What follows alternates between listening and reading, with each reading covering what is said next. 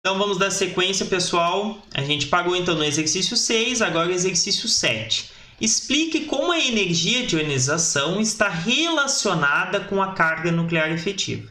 O que é a energia de ionização? É a energia necessária para retirar um elétron de um átomo no estado gasoso. Então, essa energia eu tenho que dar. Por quê? Porque o elétron é atraído pelo núcleo. Então, eu tenho que dar uma energia suficiente para retirar esse elétron, ou seja, para vencer essa energia de atração que tem o elétron pelo núcleo. Tá? Então, energia de ionização é a energia necessária para eu retirar o elétron. Se a carga nuclear efetiva é a real atração que o núcleo faz pelo elétron, então, quanto maior a carga nuclear efetiva, maior a energia que eu preciso dar para retirar o elétron, concordo? Então, olha só, vamos olhar aqui entre o sódio, magnésio, alumínio. O que está acontecendo aqui? Todos eles estão no mesmo período. Logo, todos eles possuem elétrons na camada de valência no mesmo nível. Todos esses aqui, por estarem no terceiro nível, logo, possuem 3 níveis. O que eu estou aumentando conforme eu vou para cá? O número de prótons presentes no núcleo. E os elétrons que estão aumentando estão ficando sempre no mesmo nível, lembram? Logo, a carga nuclear efetiva vai aumentando do sódio para o magnésio, do magnésio para o alumínio e assim por diante. Se eu aumento nesse sentido a carga nuclear, logo eu também aumento a energia necessária para retirar um elétron. E olha só, o sódio possui uma energia de ionização de 494, já o magnésio de 736. Então, a energia para eu retirar um elétron do sódio é menor, ó, essa é a energia necessária, do magnésio 736. Por quê? Porque a carga nuclear aumenta. E aqui, 577, existe uma tendência de aumento nesse sentido, ó. Claro que aqui varia um pouquinho, mas aí, ó, 786, 1000, 1000, vai indo. Então, aumenta. Ah, professor, mas existe aqui uma quebra. Bom, isso é um outro assunto. A tendência de aumento. Então, conforme eu aumento a carga nuclear efetiva, eu tenho que dar mais energia para retirar aquele elétron. Tranquilo? Explique o que é o fenômeno de simetria dos orbitais e qual o efeito ele tem sobre a energia de ionização. Dê exemplo. Então, lembra que tinha uma quebra? A tendência era de aumento, mas vinha, caía e depois voltava a subir de novo. É isso. Em algumas famílias, ao longo de um mesmo período, então, ó, aqui é o mesmo período. Então, esse aqui pertence à família 1, 2, 3. Em algumas famílias, ao longo de um mesmo período, a energia de ionização tem a sua tendência de aumento interrompida. Isso se deve ao efeito de simetria dos orbitais. Uma maior simetria dos orbitais causa uma redução no estado energético do elemento, ou seja, quanto mais simétrico, mais estável, de menor energia. Então, olha só. Vamos supor, vou tirar este elétron aqui. Aqui está a distribuição dos elétrons, né, do lítio. Quando eu retiro esse elétron, ele só tem um elétron nesse subnível S. Se eu tirar ou não tirar, continua sendo tudo simétrico. Tá? Nesse caso aqui, quando eu retiro, vai ficar 1. Esse orbital é um só. O subnível S só tem o orbital 1. Né? Só tem um orbital. Então, ele ter 1 ou 2 não existe porque ele não tem outro orbital para comparar para ser simétrico. Agora, quando eu chego aqui, por que é 519, 900 e depois tem uma queda, depois segue subindo? Por quê? Porque quando eu retiro esse 1 elétron aqui, esses 3 orbitais têm a mesma energia, eles são chamados degenerados. Então, o subnível P tem 3 orbitais. Quando um deles tem 1 elétron, que é o caso do boro, ao eu retirar, ele assume, os 3 orbitais assumem um estado energético mais estável devido à simetria entre eles. Quando eles têm os 3 aqui, nesse caso, só este tem 1. Então, ele não pode ter a mesma energia desses dois aqui. Ficou claro? A mesma coisa... mas aqui, se eu tirar esse elétron, não faz diferença, porque eu tirando esse ainda vai ficar assimétrico os orbitais. Então, ele ter 1 ou ter 2 não faz diferença. Agora, neste caso aqui, quando eu retiro, eu preciso dar energia porque eu vou quebrar a simetria. Olha só o nitrogênio aqui. Sai de 1090 para 1400. Por que sobe tanto a diferença de energia? Porque eu retirar esse elétron, eu vou quebrar a simetria dos 3 ter 1. Agora, olha o que acontece aqui. De 1400 cai de novo. Por quê? Porque se eu retiro esse elétron, o átomo vai para um estado de simetria. Então, por isso que eu preciso de dar menos energia, porque é favorável ele doar esse elétron para assumir um estado de menor energia. Entenderam? Então, o que é a simetria dos orbitais? É quando eu tenho orbitais degenerados, ou seja, o P, o D e o F. Por que o S não? Porque o S é só 1. Então, ele não tem como tu comparar com o outro. Não existe simetria entre um e outro, porque é apenas 1. O P, que tem 3, o D, que tem 5, ou o F, que tem 7, quando eles assumem ou todos semi-preenchidos, como é esse caso, ou todos totalmente preenchidos, como esse daqui, eles estão no estado mais favorável, porque eles são simétricos. Ou até mesmo totalmente vazio, como esse aqui, tá bom? Qual a tendência que relaciona a afinidade eletrônica com a carga nuclear efetiva? E quais os motivos que podem levar essa tendência a ser quebrada? O que é a afinidade eletrônica? Tá? A afinidade eletrônica é a energia liberada quando eu adiciono um elétron a um elemento, né? Então, se um elemento tem mais afinidade eletrônica, ele vai liberar um valor de energia. Se ele tem menos afinidade eletrônica, ele vai liberar uma quantidade de energia menor do que aquele outro. Tranquilo? Então, olha só, o sódio, ele libera 53 kJ por mol quando eu adiciono um elétron à sua camada de valência. Já o cloro libera 349. Olha a diferença. Então, quem tem mais afinidade eletrônica? O cloro. Por quê? Porque ele tem mais afinidade por aquele elétron. Mas o que a carga nuclear efetiva contribui com isso? Bom, olha só. Quando eu adiciono um elétron, né? Quanto maior a atração que o núcleo é capaz de fazer, então entre o sódio e o cloro, ambos estão no mesmo período. Quem tem maior carga nuclear efetiva? O cloro, porque aqui todos os elementos desse período têm elétrons no mesmo nível. A diferença entre eles é que eu estou aumentando a carga nuclear. Então, conforme eu aumento a carga nuclear, eu aumento a carga nuclear efetiva. Isso por quê? Porque o número de níveis não foi aumentado, né? Bom, então se eu aumento a atração do núcleo pelos elétrons da camada de valência, quando eu largo um elétron ali, ele vai ser atraído. Nesse caso aqui, ele tem uma menor atração, né? Então, a carga nuclear efetiva acompanha a afinidade eletrônica. Quanto maior a carga nuclear efetiva, maior a energia liberada, ou seja, maior a afinidade eletrônica daquela espécie. E quando... Bom, agora vamos para a segunda. E quais os motivos que podem levar a essa tendência a ser quebrada? Então, existe o aumento? Existe. Mas vamos olhar aqui, ó, neste segundo período, que é o lítio, berílio, boro, carbono, aqui no segundo, que estão aqui a distribuição. Eu dar um elétron para o lítio, ele vai entrar no subnível S.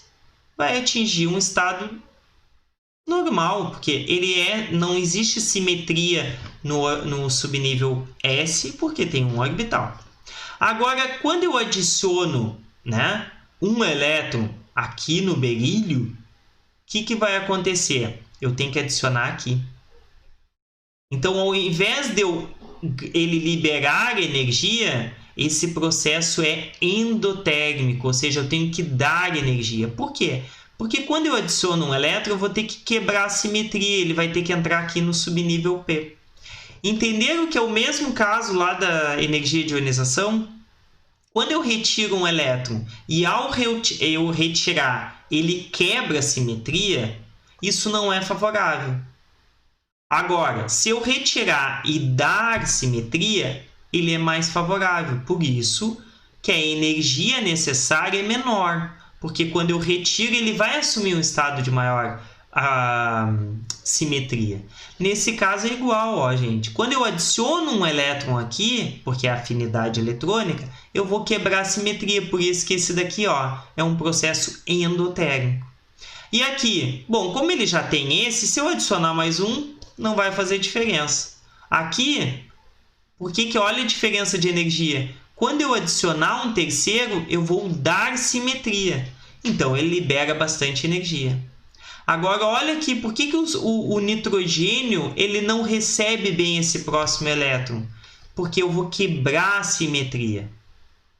Já nesse caso e nesse aqui, não vai fazer diferença. E olha aqui, por que vai ser endotérmico no caso do neônio?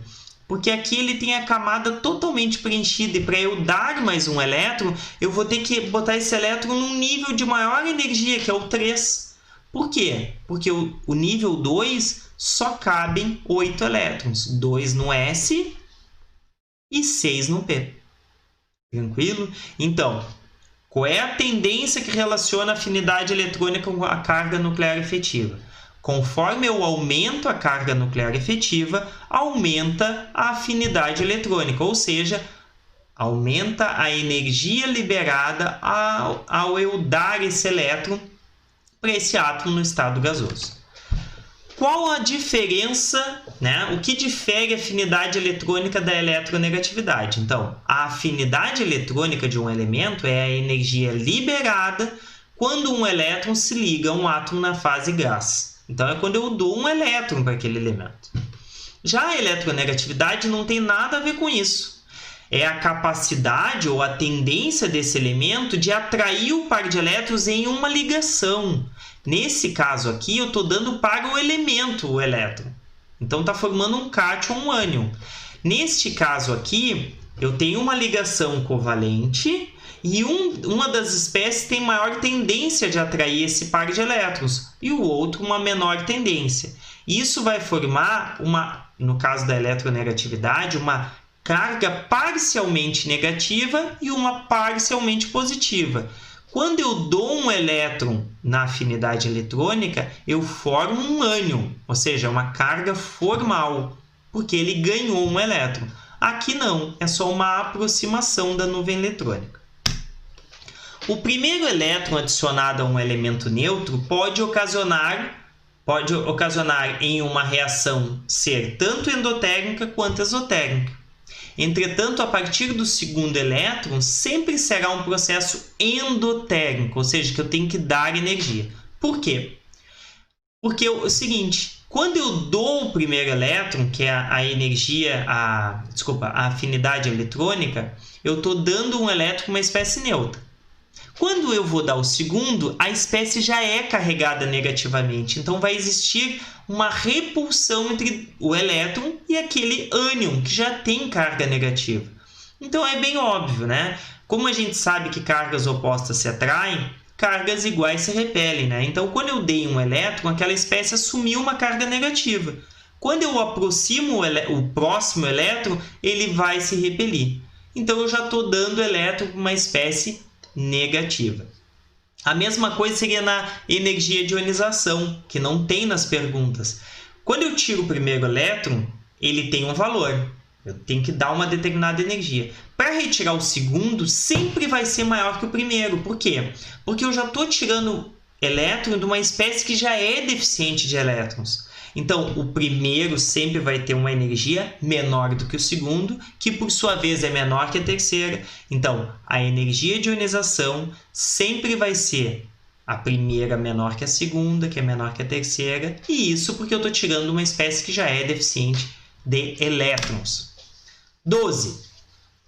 A seguir está a configuração eletrônica, né, do elétron mais energético de elementos neutros. Isso faz muito sentido, tem que gravar isso. A partir dela, faça a distribuição eletrônica completa e indique o elemento a qual pertence, número atômico e suas coordenadas na tabela periódica, ou seja, família e período. Então tá aqui, ó. Eu dei que no A é 2p2. O que quer dizer isso? Que o último elétron terminou. Eu fiz toda lá, 1s2, 2s2, 2p6, 3s2, na ordem ali do diagrama. Terminei em 2p2. O que eu quero? A distribuição completa. Então, olha só, está aqui o 2p. Não tem outro lugar que tenha 2p. Tem 3, 4p, 5p, 6p, 7p. 2p só tem esse aqui. O que eu faço? Copio o contrário. Ó. Antes dele veio 2s e antes dele 1s. Então está aqui, ó, 1s2, 2s2, 2p2. Quantos elétrons tem aqui? 2, 4, 6. 6 elétrons. Como eu sei que o átomo é neutro, por isso que eu disse que é importante gravar isso. Se o elemento é neutro, quer dizer que o número de elétrons na eletrosfera é igual ao número de prótons no núcleo. Logo, se ele tem 6 elétrons, ele tem 6 prótons. E o número de prótons não é igual ao número atômico? Se é igual ao número atômico, o único elemento número atômico 6 é o carbono. Então, eu sei identificar o elemento a partir da sua distribuição eletrônica do elétron mais energético, desde que seja uma espécie neutra. Coordenadas na tabela. Olhem só. Eu sei que é o carbono, mas eu não quero que vocês vá lá na tabela periódica. Eu só construí aqui um esqueleto dela. Ó, 2 é o nível. O nível não coincide com os períodos? Então, os elementos que estão no período 1 têm o nível 1. Ou seja, o elétron mais energético está no nível 1.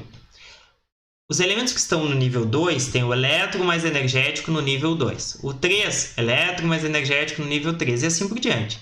Então, o 2, então este elemento que a gente está falando está aqui no período 2. É o P, então não é S, não é D, até porque o 2 não tem D. O 2 é aqui no P. E não é 2, ó, 2P2. P1, P2. E se fosse P3? P3. Se fosse P4? P4. Se fosse P5? P5. Se fosse P6? P6. Então, como é 2P2, então 2 quer dizer, o primeiro 2 aqui, esse grande, diz o nível. Está aqui, é o 2. O P é qual dos blocos? É o P. E como é o 2 aqui elevado, é o segundo elétron. Se fosse o primeiro, seria aqui. O segundo é aqui. O terceiro é aqui. Então, o 2 está aqui. Então, coordenadas. Período. Segundo período, porque está no segundo, ó, na segunda linha. E na família? Família 1, 2, 3, 4, 5, 6, 7, 13, 14. Então, 14ª família. Tranquilo? Era isso. Bem simples. Então, tá aqui, ó. Vamos fazer mais um. O B. Mesma coisa. 3P. Fui aqui até o 3P e depois copiei ao contrário. Ó. Quem é que vem antes? 3S2, 2P2, 2P6, 2S2, 1S2. Então, ó, 1S2, 2S2, copiei, somei os elétrons, deu 18. Como é um elemento neutro, número atômico 18, é o argônio. Como é que eu vou achar ele? Nível 3, 1, 2, 3. Então, é aqui, ó, nessa linha aqui. É no bloco P, então é para cá. É 6, P1, P2, P3, P4, P5, P6, está aqui. Então, terceiro nível, 1, 2, 3 nível, né? Período 3. Família, 1, 2, 3, 4, 5, 6, 7, 17, 18. Família 18. E isso vocês vão fazer para o C, para o D, para o E. Agora, o exercício, e o F, né? O exercício 13 que vai encerrar. Partindo do conjunto dos 4 números quânticos do elétron mais energético fornecido abaixo, faça a distribuição eletrônica completa e indique o elemento a qual pertence, número atômico e suas coordenadas na tabela periódica. Então, vamos lá. Aqui eu acrescentei elétron mais energético, que não tinha na lista, tá, pessoal? Então, olha só. Tá aqui o conjunto dos 4 números quânticos. Isso aqui é uma barbada, gente. Olha só. O N quer dizer o nível, que é 3. Então, o elétron mais energético parou no nível 3. Então, aqui, ó, o mais energético não é o último, então tá aqui, ó, nível 3. O L quer dizer o subnível. Ó, se for 0, é S. Se for 1, é P. Ó, é 1P. Agora, quantos elétrons tem nesses orbitais? Bom, aí a gente precisa saber. Ó. O S só tem um orbital. O P tem 3. O D tem 5. O F tem 7. Como ele parou no P, pode ter parado em qualquer um desses 3 orbitais aqui. Mas ele me disse que parou no -1. Então, ele parou nesse aqui. Como é que a gente preenche esses subníveis? Não é botando todos os elétrons para cima, ó.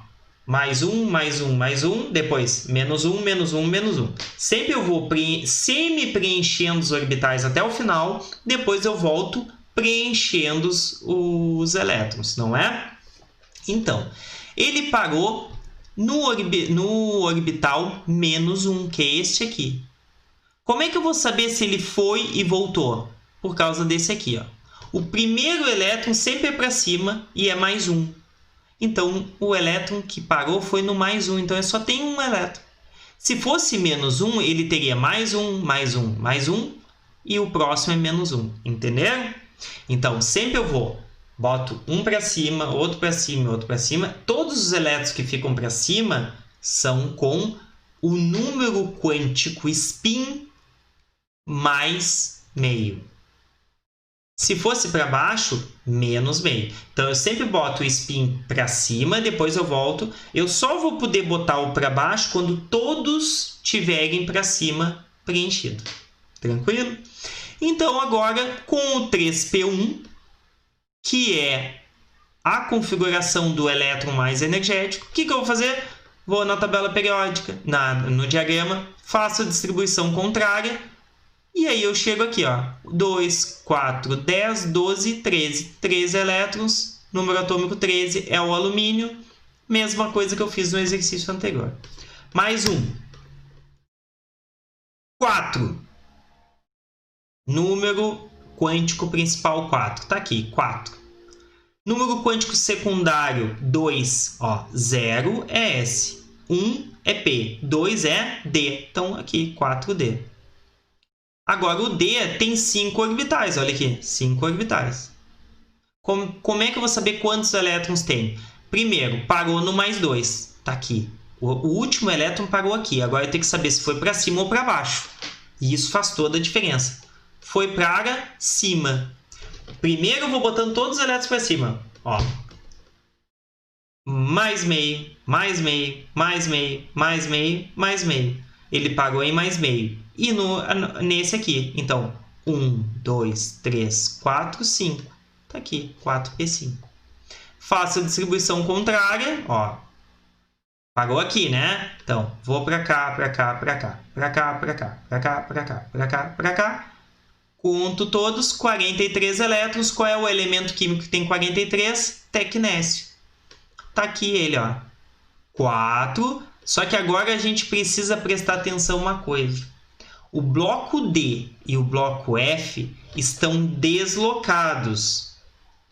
Olha só.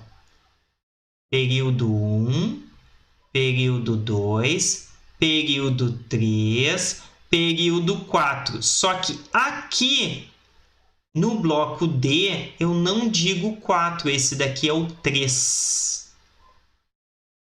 4. Só que esse aqui é 5. Esse é 4.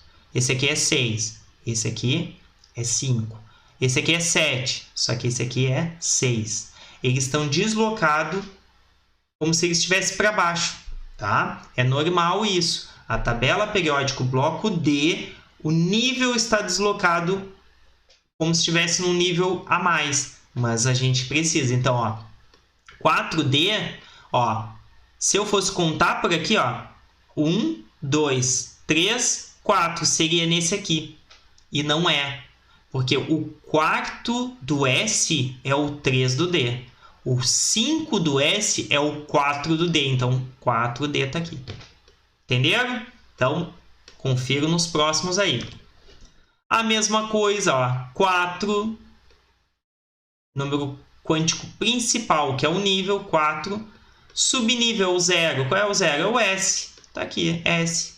Só que agora, olha que interessante, que legal. Ó. O ML, né, que é o orbital que a gente está falando, número quântico orbital, no S só tem o 0. Então, a gente sabe que é nesse. O que precisa saber? Se é mais ou menos. Se fosse mais, é o primeiro elétron. Se for menos, é o segundo elétron. Como é o mais, é o primeiro elétron, 4s1. Barbada, 4s1, faça o contrário, descubra que é o potássio. E olha que interessante, 1, 2, 3, 4. Não é o 4? O S, está aqui o bloco S. 1 é esse aqui. E se fosse o 2, seria esse aqui. Tranquilo? Bom, e aí tem as outras distribuições.